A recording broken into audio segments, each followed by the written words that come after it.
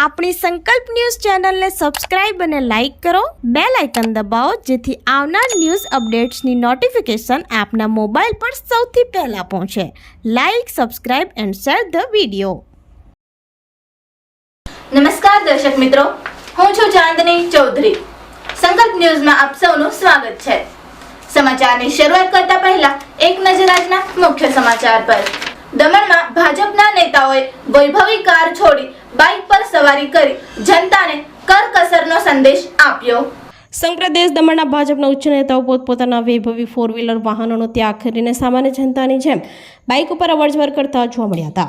દમણ ભાજપના પ્રદેશ પ્રમુખ મહેશ અગરિયા અને પ્રદેશ મહામંત્રી જિગ્નેશ પટેલ આજે એક સાથે બુલેટ ઉપર સવાર થઈને દમણના બેસ્ટોલ સ્થિત કોળી સમાજના હોલ ખાતે આયોજિત એક તાલીમ કાર્યક્રમમાં પહોંચ્યા હતા.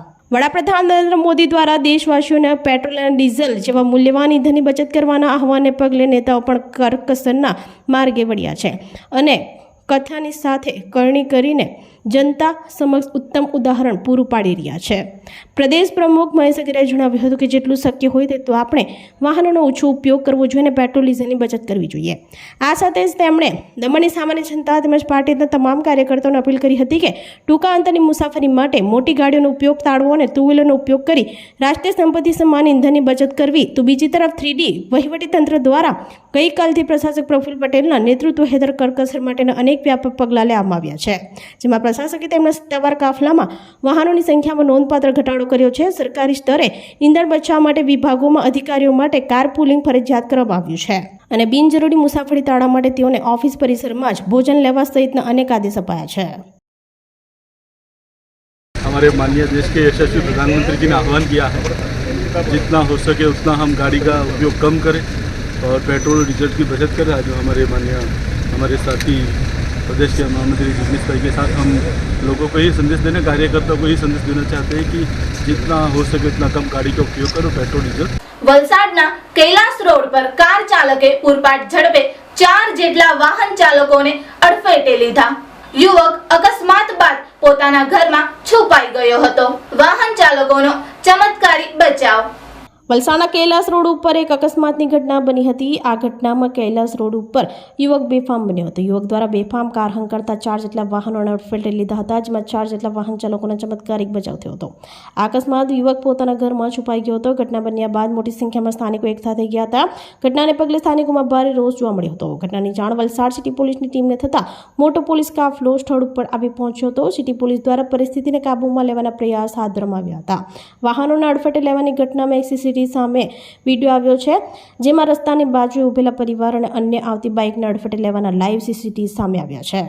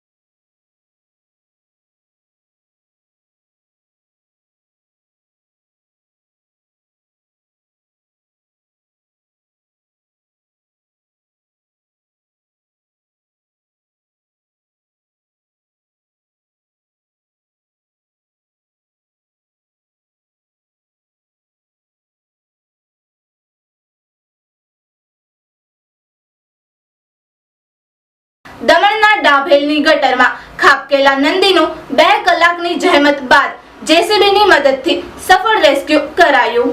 દમણના દાભેલ સ્થિત આટિયાવાડ વિસ્તારમાં એક ખુલ્લી ગટરમાં નંદી મહારાજ અચાનક ખાબકી ગયા હોવાની ઘટના સામે આવતા સ્થાનિક લોકોમાં ચિંતાનું મોજું ફરી વળ્યું હતું. આ અંગેની જાણકારી મળતા જ દાભેલ પંચાયતની ટીમ, ગૌરક્ષક મંચની ટીમ અને અન્ય સ્થાનિક ગૌસેવકો તાત્કાલિક ઘટના સ્થળે દોડી આવ્યા હતા. નંદી મહારાજને સુરક્ષિત રીતે બહાર કાઢવામાં આવતા બચાવ કામગીરી હાથ ધરી હતી. ગટર સાંકડી હોવાથી અને તેમાં પાણી ભરાયેલ હોવાથી રેસ્ક્યુ ઓપરેશન પડકારજનક બન્યું હતું, પરંતુ ટીમે જરા પણ વિલંબ કર્યા વિના જેસીબી મશીન અને મજબૂત પટ્ટાઓની મદદ લીધી હતી. જેસીબીના સહારે અને યુવાનોની લગભગ 2 કલાકની કઠિન અને સતત મહેનત બાદ આખરે નંદી મહારાજને હેમખેમ બહાર કાઢવામાં આવતા સફળતા મળી હતી.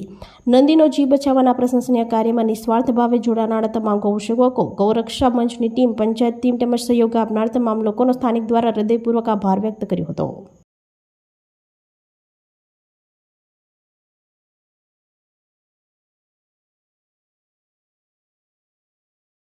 નાના પોંઢામાં તલાટીનો મારી ગાડીમાં પેટ્રોલ નથી એટલે ડ્યુટી પર નહીં આવું તેવું કહેતો ઓડિયો વાયરલ. તલાટીએ દલીલ કરી કે સરકાર તરફથી ટ્રાન્સપોર્ટેશન કે પેટ્રોલ વ્યવસ્થા ન હોવાથી તેઓ આવી શક્યા નથી. નાના પોંઢા તાલુકા ખાતે તલાટીનો ઓડિયો વાયરલ થયો હતો, જેમાં તલાટી મારી ગાડીમાં પેટ્રોલ નથી એટલે ડ્યુટી પર નહીં આવું તેવું કહે છે તેવો ઓડિયો વાયરલ થયો હતો. પંચાયત ખાતે કામરથી આવેલા અનેક ગ્રામજનો અને લાભાર્થીઓ કર્મચારીની ગેરહાજરીને કારણે કલાકો સુધી અટવાયા હતા. વાજવડ અને ધોદડ કુવાના તલાટી સંજય ભોયા દ્વારા અરજદારોને ફોન ઉપર વિપક્ષના તાલુકા સભ્યને જવાબ આપવામાં આવ્યો હતો. ફોન ઉપર વાતચીત દરમિયાન તલાટીની દલીલ કરી હતી કે સરકાર તરફથી અન્ય કોઈ ટ્રાન્સપોર્ટેશન કે પેટ્રોલની વ્યવસ્થા ન હોવાથી તેઓ લાંબી મુસાફરી કરીને આવી શક્યા નથી. તમારી આજે ઓન ડ્યુટી છે કે નહીં? ઓન ડ્યુટી છે પણ તે ચાલતા થોડી આવે એટલી દૂરથી એમ. પણ તમે તે દિવસે તમે શું કીધું કે હું વાજવડ છું? પણ મને થોડી ખબર હતી કે મને સ્ટોક મળવાનો છે કે નથી મળવાનો એમ. મને ખબર જ કે મારી પાસે અરે પેટ્રોલ કે પૂરતું છે તો મેં પુરાઈને પછી આવી રીતે એમ. મને થોડી શોખ ઘરે રહેવાનું, ઓન ડ્યુટી છે પણ હવે અહીંયા સ્ટોક જ નથી તો કઈ રીતે આવવાનું તમારી પાસે એમ. એટલે તમે ટૂંકમાં પેટ્રોલ નથી એટલા માટે તમે આજે પંચાયત પર હાજર નથી? હા, તો અહીંયા ટ્રાન્સપોર્ટેશન બીજા બી સરકારી કોઈ ટ્રાન્સપોર્ટેશન નથી આવતા એમ. નહીં, મેં ટૂંકમાં તમને એટલું જ પૂછતી છું કે તમારા ગાડીમાં પેટ્રોલ નથી એટલા માટે તમે આજે પંચાયત પર તમારી ડ્યુટી પર નથી આવ્યા. જી. તો એ વસ્તુ માટે લોકો તો અટવાતા છે ને? હું અટવાયો છું એટલા માટે જ તો કઈ નહીં, કારણ કે હું બી અટવાતી છું. અહીં કેટલા બધા લાભાર્થીઓ અટવાતા છે, તો એ વસ્તુ તમે મને લેખિતમાં આપો કે મારી પાસે પેટ્રોલ નથી એટલા માટે હું મારી ડ્યુટી પર હાજર નથી. હા, મોકલી આપો, વાંધો નહીં. હા, તો આ હતા આજના સમાચારો.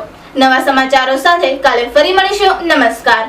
આપણી સંકલ્પ ન્યૂઝ ચેનલને સબસ્ક્રાઇબ અને લાઇક કરો, બેલ આઇકન દબાવો જેથી આવનાર ન્યૂઝ અપડેટ્સની નોટિફિકેશન આપના મોબાઈલ પર સૌથી પહેલા પહોંચે.